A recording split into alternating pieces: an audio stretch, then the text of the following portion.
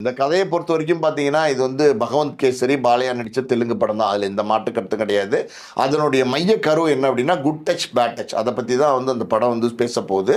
So அதுக்குள்ள வந்து விஜயினுடைய அரசியல், விஜயினுடைய மாஸான பஞ்ச் டயலாக்கு, விஜயினுடைய பாட்டு, ஃபைட்டு எல்லாமே இருக்க போகுது. இது ஒரு முழுக்க முழுக்க ஒரு விஜய் படம். யஜுனஸ் சொன்ன மாரி.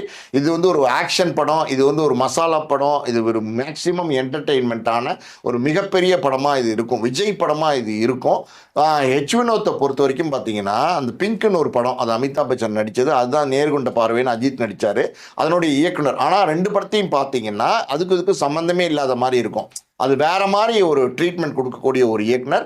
ஹெச் வினோத் இது வரைக்கும் கொடுத்த படங்கள் எல்லாமே நிறைய வெற்றி படங்கள் கொடுத்துருக்கிறாரு. இன்னைக்கு வந்து ஹெச் வினோத்தும் ஒரு ஸ்டார் டேரக்டர். அஜித்தை வச்சே 3 படங்கள் இயக்கியிருக்கிறாரு. அதாவது விஜயினுடைய நண்பர் அஜித்தை வச்சு 3 படங்கள் இயக்கியிருக்கிறாரு.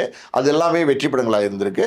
இப்போ விஜய் வச்சு இயக்கும் போது, விஜயினுடைய கடைசி படம் போது ஹெச் வினோத் அதில் நிறைய ட்ரீட்மெண்ட்டில் நிறைய மாற்றம் பண்ணியிருக்காரு. திரைக்கதையில் நிறைய மாற்றம் பண்ணியிருக்காரு. ஸோ விஜய் ஆடியன்ஸ்க்கு எப்படி படம் பிடிக்குமோ அப்படி வந்து இந்த படத்தை வந்து உருவாக்கி இருக்கிறாரு.